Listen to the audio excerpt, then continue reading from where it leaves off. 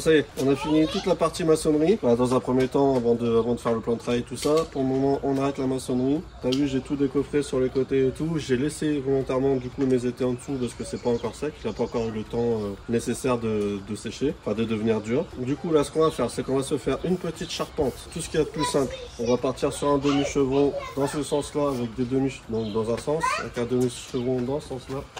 Pour nous faire une petite pente. Tu fais le dernier rang de parpaing, ça je l'ai fait en off, là je vous en avais vu assez pour le moment. Du coup voilà, on va se faire ici, on se fait des traverses et tout ça en demi-chevron. Je vais prépercer le bois, je vais m'aligner là, le long de la poutre. Comme ça de l'autre côté on verra que le bois, ça fera une belle finition. Là je vais le percer, je vais mettre des chevilles à frapper. Je vais taper les chevilles à frapper et comme ça après je pourrai préparer les bois pour l'autre côté.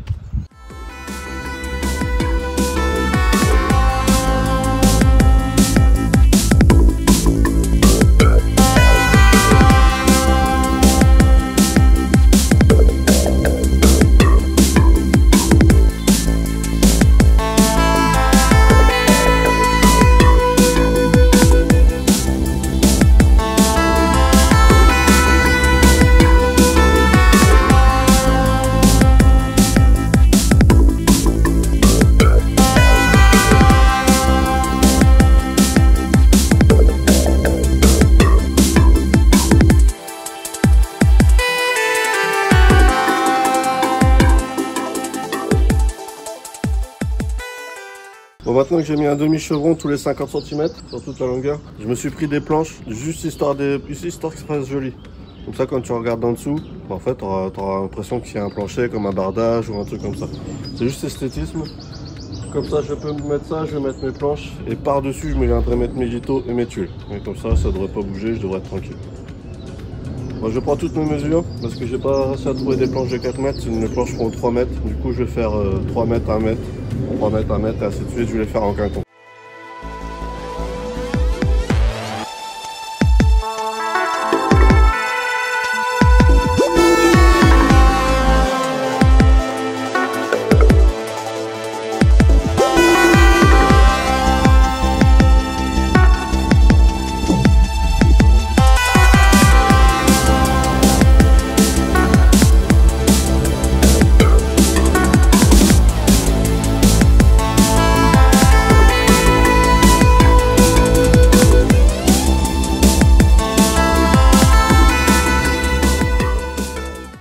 Bon, ça nous fait une belle petite plateforme maintenant. T'as vu par le dessous ce que ça donne? Je viens de te le faire voir. On a fait un petit plancher, on va dire, histoire que ça fasse joli en dessous.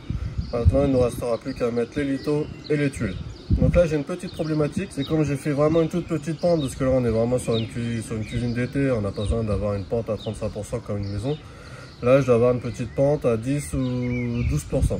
Ça, du coup, ce que je vais faire, c'est que j'ai pris différentes épaisseurs de lithos.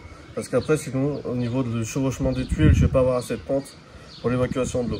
Donc là, ce que je vais faire, c'est que je vais tricher avec différentes épaisseurs de lithos, histoire de regagner un petit peu plus de pente. Voilà. On va faire ça, on va tout clouer. Là, on n'a plus besoin de vis, parce que mine de rien, je sais pas comment j'ai passé de paquet de vis. Je dois pas être loin des 200 vis là, juste pour installer ce petit truc là.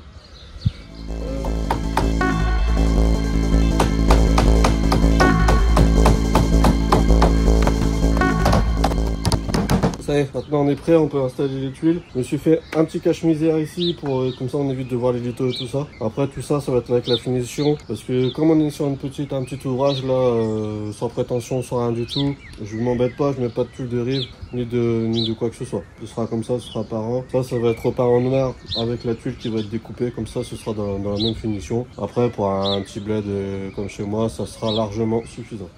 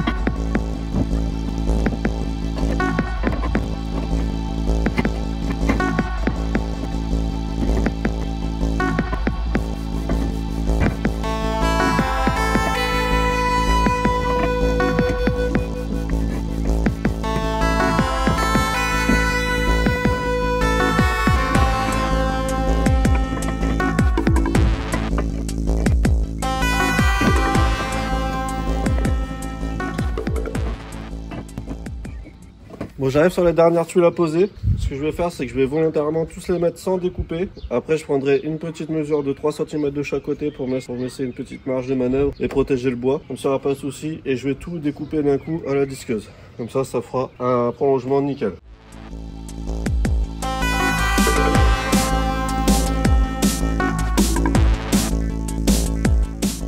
On n'oublie pas les EPI.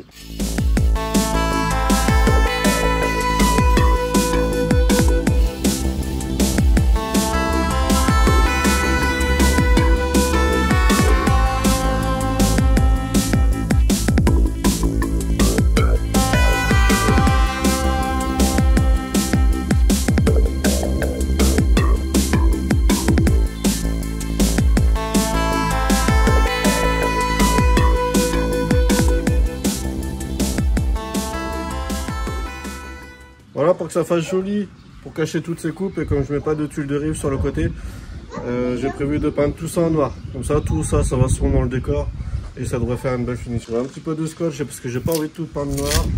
Pour faire ça, je me suis pas embêté, j'ai pris de la peinture en bombe, c'est du noir qui va intérieur, extérieur en multi-support.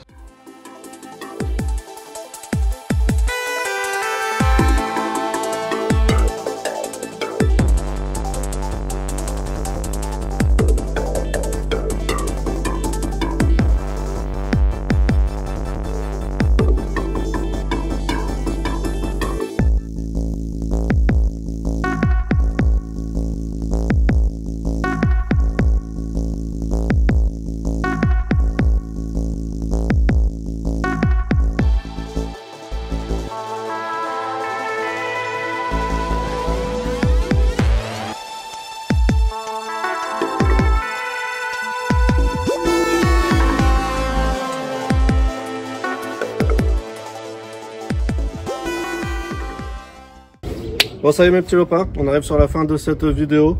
Tout ce qui est niveau toiture, pour le moment on va rester là. Après il me restera plus tard à faire les gouttières, et puis on va poser des gouttières, on va mettre des lumières, après on fera plein de travail. On a encore un petit peu de boulot à faire, mais ça ce sera dans les vidéos futures. En attendant, j'espère que la vidéo vous aura plu. J'espère qu'elle peut vous donner des idées, des conseils. Si vous pouvez vous en servir, il n'y a pas de souci, elle est là pour ça. Moi, je vous demande rien, un petit like, un petit abonnement à la rigueur, ça fait plaisir. Après, s'il n'y en a pas, c'est pas grave. Mais moi, ça me fait toujours plaisir, ça me donne la motivation. Et voilà, voilà. Je te remercie d'avoir regardé la vidéo. Moi, je te dis à la prochaine pour une prochaine vidéo. Allez, ciao mes petits lopins.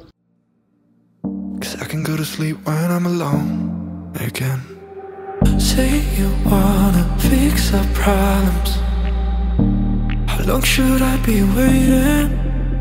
Feels like I've had too much of drama, but I'm not ready.